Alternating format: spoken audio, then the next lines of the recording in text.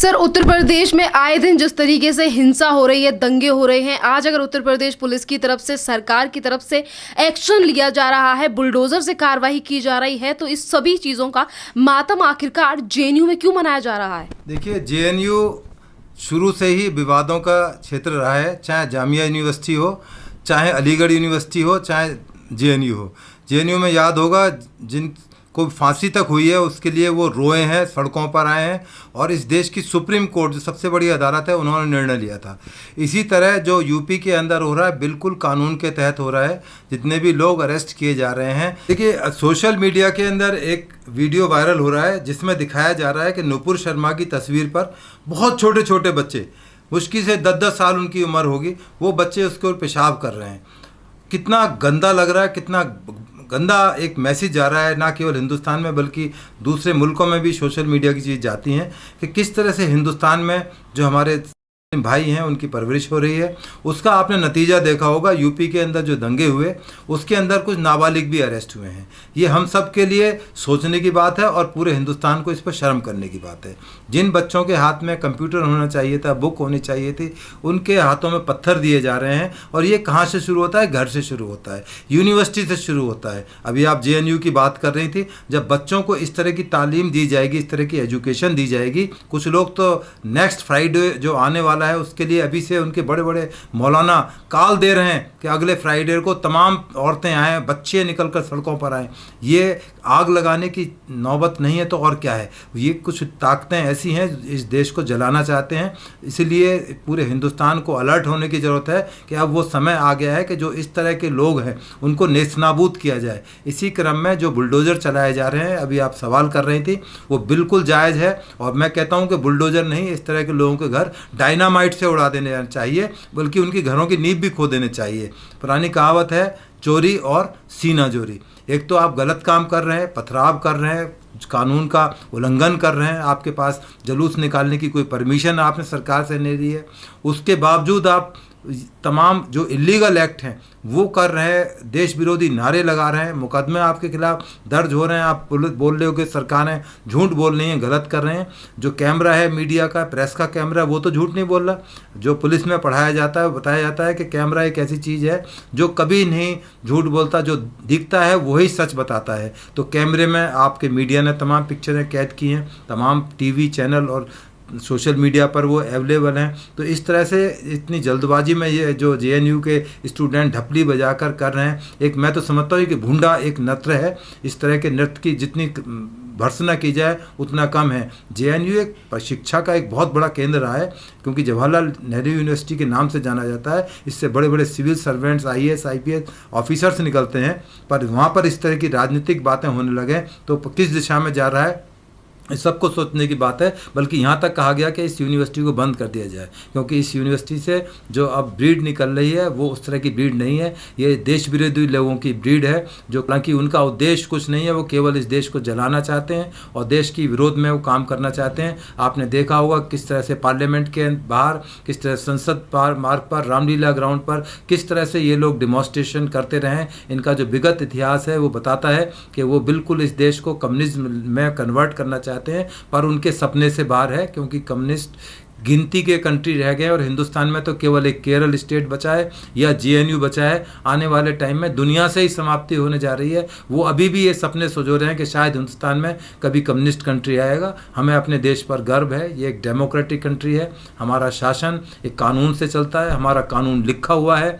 बहुत सारे कंट्रीज़, जहाँ इवन इंग्लैंड जहाँ से हमारा कानून आया था, वहाँ उनके यहाँ बिना लिखा कानून है जिस पर वो लोग चलते हैं। ये हमारे सौभाग्य की बात है। हमारे कानून लिखा हुआ है, उसमें तमाम चीज़ों को नरेट किया गया है। बल्कि यदि कोई भ्रांति पैदा होती है तो उसके लिए माननीय सुप्रीम कोर्ट उसका इंटरप्रिटेशन करते हैं, बताते हैं कि कानून में ये जो बातें लिखी गई हैं वो उसका क्या मतलब निकाला जाए और क्या इस देश के लिए हित में रहेगा। तो जो इस तरह के प्रदर्शन या इस तरह की चीज़ें किसी भी जनतांत्रिक देश के लिए अच्छी चीज़ नहीं है। आपको प्रदर्शन करने का अधिकार है, शांतिपूर्वक प्रदर्शन आप करें, बिल्कुल मनाही नहीं है। गांधी जी ने भी प्रदर्शन किए थे, शांतिपूर्वक किए थे। हालांकि अंग्रेज़ों ने उसके ऊपर बड़ी ज्यादती की है, प्रदर्शनकारियों के ऊपर गांधी जी को जेल में रखा गया, परंतु हम स्वतंत्र देश के नागरिक हैं। हमारी जिम्मेदारी है हम इस देश को सुंदर बनाएं, देश को आगे ले जाने की बात करें, ना कि इस देश को जलाने की बात करें। ये जो सब जितना घटनाक्रम देख रहे हैं, ये इस देश को जलाने की दिशा में एक बढ़ता हुआ कदम है। सर, उत्तर प्रदेश में जीरो टॉलरेंस की नीति के साथ उत्तर प्रदेश की सरकार काम करती है, और जिन चीज़ों का जिक्र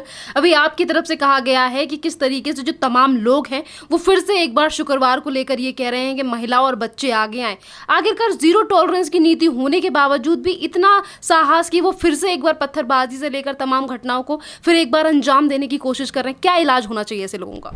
देखिए, जो अदालत है, पुलिस है, इन सब के जो हाथ हैं वो कानून से बंधे हुए हैं। हम लोग कानून के हिसाब से काम करते हैं कि कब गोली चलानी है, कब लाठी चलानी है, कब अरेस्ट करना है, कब फायरिंग करनी है। परंतु जो प्रदर्शनकारी लोग हैं, इनके लिए कोई कायदा कानून नहीं है, किसी कायदे कानून को नहीं मानते, पथराव कर देते हैं, गोली तमंचे का आपने देखा इस्तेमाल करते हैं, आगजनी करते हैं। तो पुलिस की एक मजबूरी है, चूँकि उनके हाथ कानून से बंधे हुए हैं, क्योंकि हम इस तरह से कार्रवाई नहीं कर सकते कि हम भी रिटेलिएट करके उन पर गोली चलाएं। सरकार के पास में बंदूक है, रिवॉल्वर है, टैंक हैं, हवाई जहाज हैं, कुछ भी कर सकती है सरकार। परंतु चूंकि जनतांत्रिक सरकार है, सरकार कभी ऐसा नहीं चाहेगी कि हमारे ही आदमियों का, ये जो प्रदर्शनकारी लोग हैं, ये कोई अच्छे लोग नहीं है, ना इनको अच्छी नज़रों से देखा जाता। ये देश के लिए गद्दार है और इनको गद्दार की कैटेगरी में रखा जाता है। इसलिए जो कानून बनाया गया जिसमें इनको बुक किया जाता है, NSA नेशनल सिक्योरिटी एक्ट, या जो गुंडा एक्ट इनके ऊपर लगाया जा रहा है, ये तो शर्म की और सिर झुकाने की बात है। कोई गर्व की बात नहीं है कि मैंने पथराव किया, पुलिस वालों की गाड़ियाँ जला दी, मैंने ये कर दिया, मैंने वो कर दिया, क्योंकि इनका खामियाजा आज नहीं तो कल इनको देना पड़ेगा, इनकी औलादों को देना पड़ेगा, इनकी आगे आने वाली जनरेशन्स को देना पड़ेगा, और दे रही हैं। क्योंकि एक बार जेल जाने के बाद जो आदमी पर दाग लगता है, उस दाग को कभी धोया नहीं जा सकता। हाँ, कुछ दाग अच्छे होते हैं जिनकी वजह से लोगों का नाम रोशन होता है। मैं भी चाहता हूं कि देश में ऐसे लोग हों जो इस देश के लिए मर मिटें और उसके लिए कुछ करें, उन पर दाग भी लग जाए, पर देश का सम्मान झुकना नहीं चाहिए। ये उम्मीद करते हैं कि पूरा हिंदुस्तान आपके चैनल को देखेगा, और तमाम जो बातें आपके चैनल के द्वारा समाज में बताई जा रही हैं, शांति की दिशा में एक अच्छा कदम होगा। उम्मीद करते हैं आने वाले टाइम में लोगों को सद्बुद्धि आएगी। महात्मा गांधी का तो कहना भी ये था कि सबको सद्बुद्धि दे भगवान। उत्तर प्रदेश में चीज़ें जिस तरीके से देखी जा रही हैं, केंद्र सरकार की बात की जाए तो वो हिंदू मुसलमान ना देख के ये कहते हैं कि सबका साथ सबका विकास, पर उसके बावजूद भी जहां एक तरफ आरोपियों के ऊपर कार्रवाई की जा रही है, पुलिस दिन रात आरोपियों की पहचान कर कर उनकी गिरफ्तारी कर रही है, फिर अचानक से ये तमाम राजनीति करने वाले लोग और JNU के जो स्टूडेंट हैं, यानी कि टुकड़े टुकड़े गैंग के जो हिस्से हैं, वो ये कहते हैं कि मुसलमान को प्रताड़ित किया जा रहा है देश में। देखिए, जितना मुस्लिम हिंदुस्तान में सुरक्षित है, जितना महफूज है, जितना सम्मान एक माइनॉरिटी कमीशन बना हुआ है, उसमें आप तमाम तरह की अपनी बातें, ग्रीवेंसेस रख सकते हैं, अदालतें आपकी बात को सुनती हैं, पुलिस में सुनवाई होती है, हर जगह हर फ्रंट पर सुनवाई होती है। पर जब आप उस देश के खिलाफ काम करेंगे, विरोध दिशा में चलेंगे, तो फिर देश को भी वही करना पड़ेगा जिसके लिए आप डिज़र्व करते हैं। यदि कोई इस तरह की बातें हैं हिंदुस्तान पाकिस्तान की, तो इस तरह की बातें हिंदुस्तान में नहीं चल सकती। पाकिस्तान हमारा जो बराबर का कंट्री है, हमारा एनिमी कंट्री है। अफगानिस्तान, इसको हम कभी बनने नहीं देना चाहते, ना ये अफगानिस्तान की तरह चल पाएगा, क्योंकि हम दूसरी तरह की व्यवस्थाओं में रहते हैं।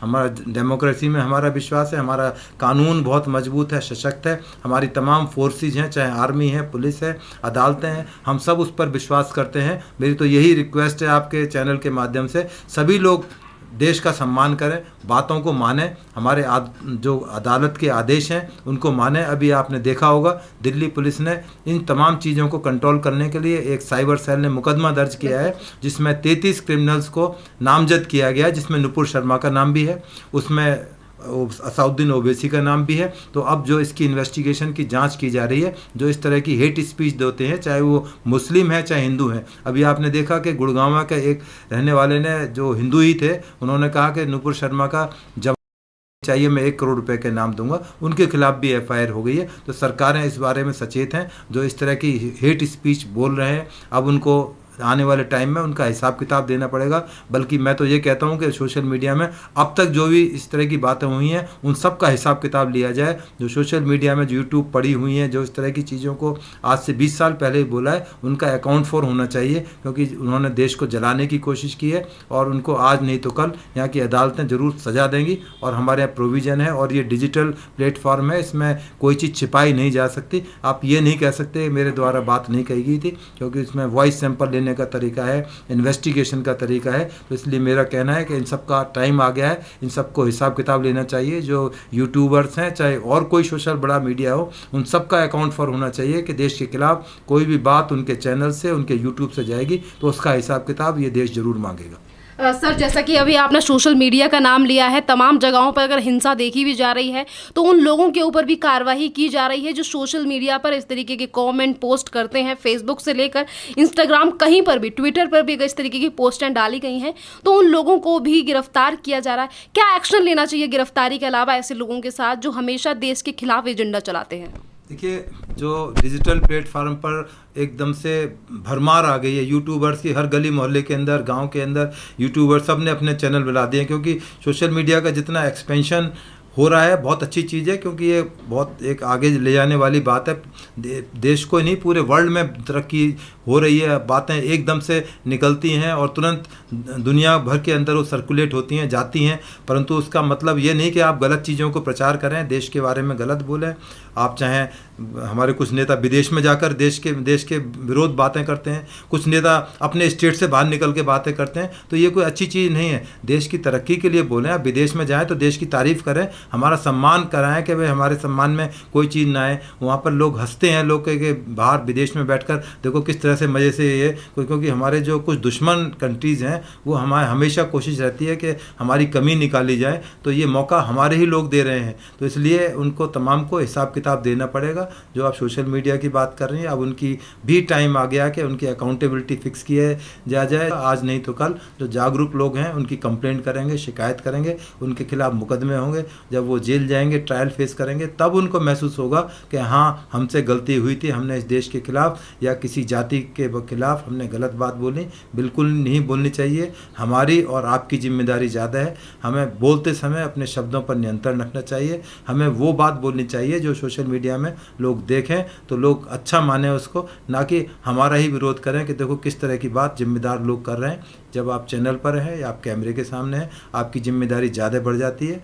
तो ये सभी बातों का ध्यान हम सबको रखना चाहिए, तभी देश आगे बढ़ पाएगा।